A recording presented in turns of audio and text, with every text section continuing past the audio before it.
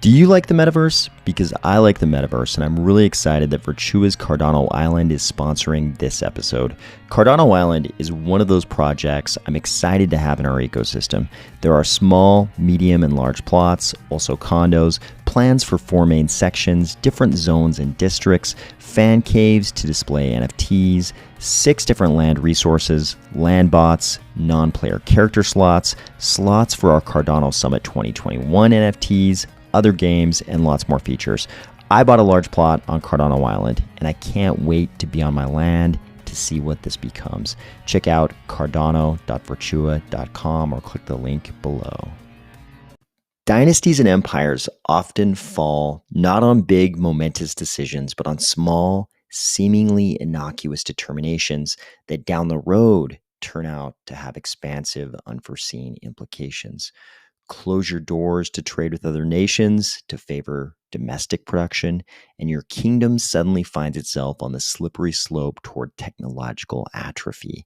This, of course, is just as true of distributed systems like blockchains. Make a few stubborn, regressive decisions about how to incentivize the right behaviors and extract the most value from transactions, and soon you may find yourself on the slippery slope toward capture by the traditional systems you originally sought to defy. Cardano has avoided this trajectory so far, but its biggest competitor seems to be falling squarely into that trap. Ready? Let's go.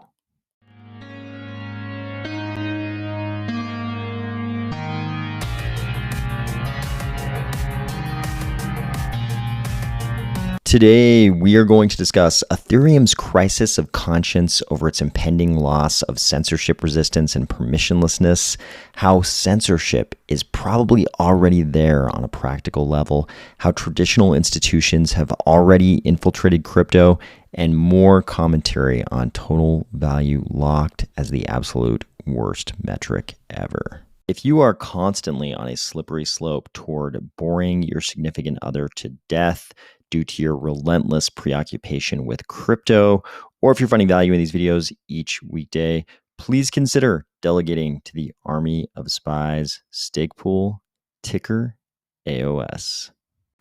Well, it looks like Ethereum maximalists are not at all pleased with the character arc their hero Ethereum seems to be on. Here we see the Eric Wall X account, which is at ERCWL. I can't believe how vacant the response from the Ethereum community has been on this. Wasn't the plan always to slash censoring attackers or make them bleed out to zero by freezing their stake? And then he posts a post from Vitalik back in August of 2018.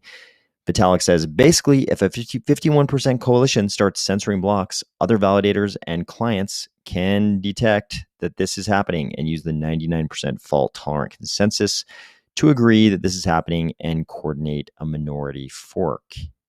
He's also posting a little bit of text from Vitalik's website. Yes, Vitalik is Canadian, if you didn't know that. For other harder to detect attacks, notably a 51% coalition censoring everyone else, the community can coordinate on a minority user-activated soft fork in which the attacker's funds are once again largely destroyed. In Ethereum, this is done via the inactivity leak mechanism, which we talked about a little bit yesterday. Another large Ethereum maximalist account chimed in. I do agree with Eric here. We should be making it known as a community that we, stakers, will burn the stake of any entity that tries to censor transactions, no matter the reason. Another, even larger account said, I want to be very clear. If the Ethereum base layer ends up engaging in permanent censorship, then I will consider the Ethereum experiment a failure and I will move on. Thankfully, I believe the Ethereum community is strong enough to fight off base layer censorship. Bitcoin is prone to the same censorship risks as Ethereum. It doesn't matter if it's proof of stake or proof of work. Oh, and if I left Ethereum, I wouldn't be moving to Bitcoin. I'd rather leave the industry entirely than do that. Bitcoiners were quick to bring the memes like this one with Neo as Ethereum, looking at the merge as the woman in the red dress, and then Morpheus quickly telling him, look again, only for Neo to find Agent Smith pulling a gun on him as regulatory capture. So why are these guys all up in arms? Well, part of it is the thing we've talked about over the preceding days. A lot of the validation power in Ethereum 2.0 is going to lie in the same places it lies on the beacon chain. And that's entities like Coinbase and Kraken and Binance. And if they have to validate transactions, and some of those transactions might be linked to Tornado Cash, which is now on the OFAC list, meaning it's sanctioned, and entities like Coinbase and Kraken and Binance are going to have to answer to US regulators if possibly, right? Possibly, if they are validating transactions involving this sanctioned entity, we might have a problem because Brian Armstrong ain't trying to get arrested for your permissionlessness and your censorship resistance. He's not going to make that choice to stand up to the Department of Justice and the Treasury Department just for the core principles of crypto. That's not going to happen. What's going to happen is that those entities are not going to be validating those transactions that involve entities that are on the OFAC list. So there's two possibilities there. Either they will, step down from their validating activities, or there will be censorship in validation. Those transactions will be censored by those types of entities. And I don't think we can assume that a for-profit corporation like Coinbase, and one that kind of needs the profits right now, if you saw their last quarter financials, I don't think they're going to step away from staking, because the way they do it, it's quite lucrative for them, or at least it seems to be from the outside. That's some important context for statements like this. We should be making it known as a community that we stakers will burn the stake of any entity that tries to censor transactions, no matter the reason, because we might be talking about Coinbase here. So an entity like Coinbase ends up between a rock and a hard place, either potentially violate sanctions or face this, the inactivity leak mechanism. If they don't validate blocks they're supposed to validate, and that happens enough time, then they have to face this inactivity leak mechanism. This is one of those decisions that Ethereum made a long time ago. They were going to enforce behavior they deemed to be good on the blockchain with slashing. This slashing decision is now having these repercussions where these gigantic crypto entities like a Coinbase, Kraken, Binance are caught between the community saying, no, you must validate these transactions and risk violating the sanctions, or you will face this form of slashing, this form of inactivity leak mechanism. But I think we all know that Coinbase is too big and too powerful in crypto to have to choose between those two bad decisions. There's going to be a third route, and it might be this. You see, a bunch of decisions were made a long time ago in Ethereum that led to the emergence of what we used to call miner extractable value. Now we're moving from a proof of work system with miners to a proof of stake system with stake pools, who we'll just call validators. So they started calling it maximal extractable value, which also sounds a lot better than miner extractable value. It sounds a lot less pejorative.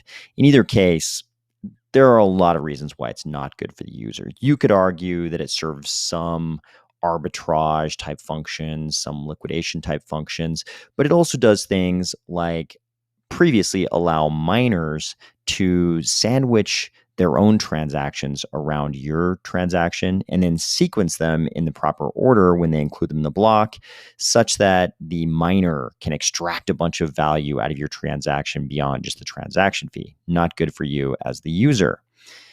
In order to ameliorate this problem, this project Flashbots came along, whose goal, they tell you right here, is working on mitigating the negative externalities of current maximal extractable value and avoiding the existential risks MEV could cause to state-rich blockchains like Ethereum. Our primary focus is to enable a permissionless, transparent, and fair ecosystem for MEV extraction. So you notice they're not trying to get rid of maximal extractable value. They're just creating a fairer ecosystem for it. So value is still going to be extracted from your transactions if you're a user on the Ethereum blockchain. It's just it's going to be a fairer ecosystem.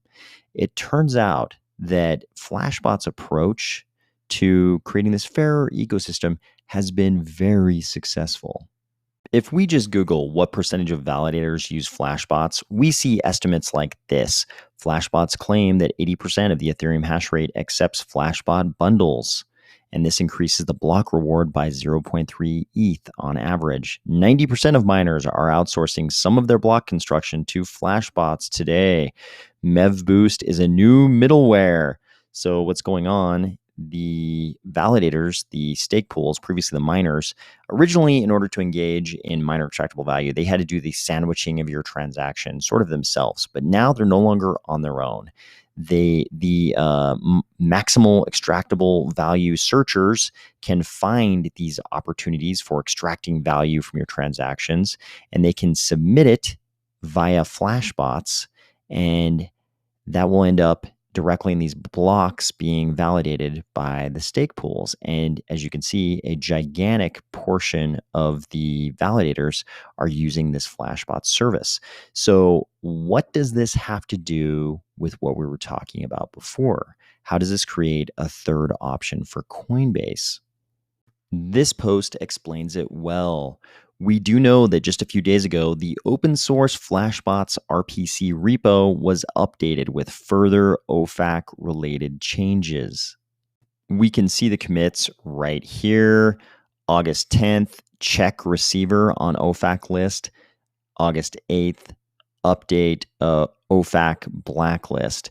So if all this is correct, it looks like Flashbots is already incorporating censorship based on the sanction list. The other image he included looks like it's the actual code, and you can see here blocked transaction from OFAC sanctioned list. So if Flashbots is already coding in the OFAC sanctions list, and a giant percentage, something like 80 or 90% of validators are possibly using blocks from Flashbots because they want to get that sweet, sweet miner extractable value, maximal extractable value.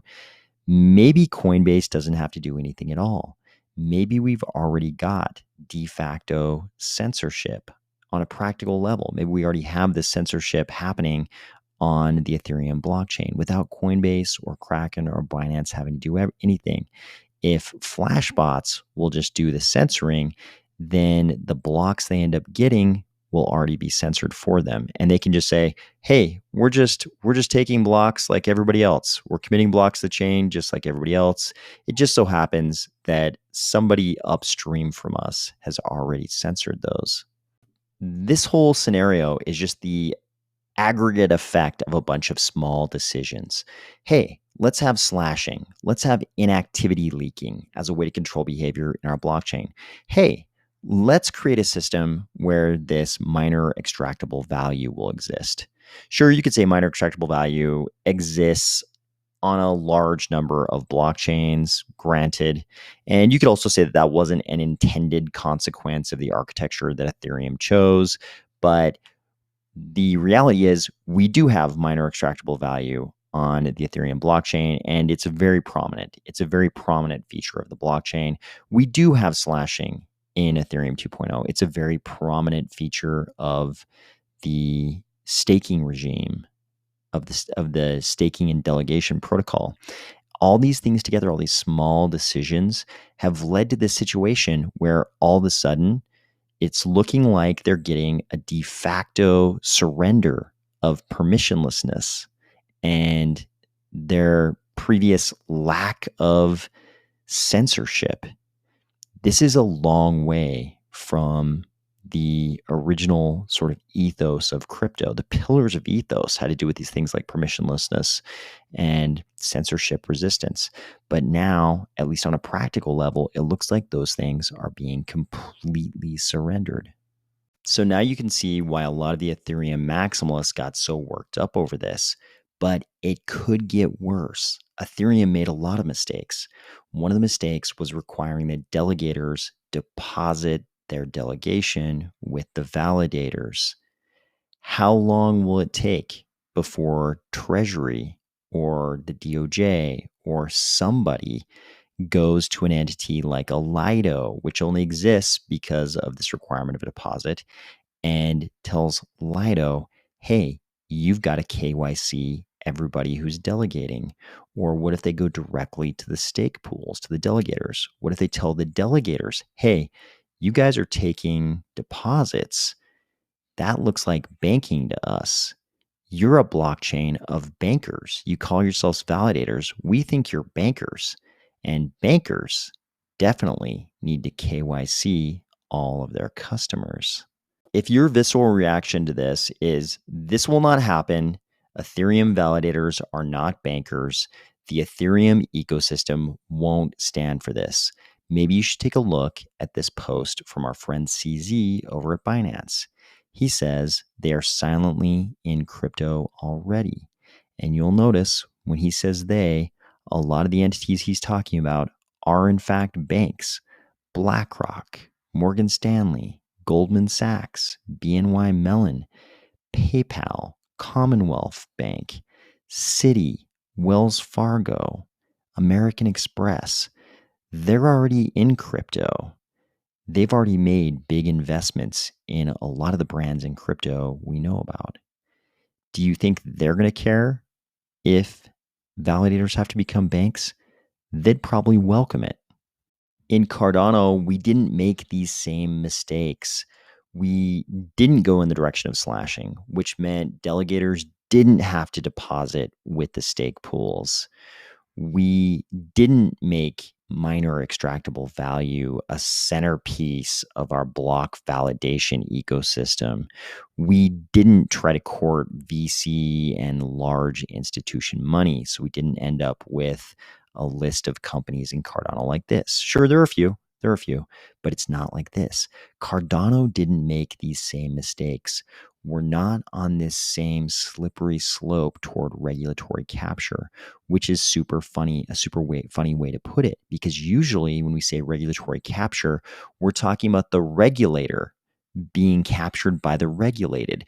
But in the case of Ethereum, the big danger is that the regulated are on this slippery slope to be captured by the regulators. Finally, if you agree with some of the things I've said in the past about total value locked, TVL, being the worst metric ever for crypto, then you should check out this thread from Maladex. They put it much more eloquently and with many, many more memes than I ever could have. This is a much more colorful explanation of the same kinds of feelings about total value locked being a terrible metric for DeFi and a terrible metric for crypto. Go check out this thread. I hope you're still having a great week, and I will talk to you tomorrow.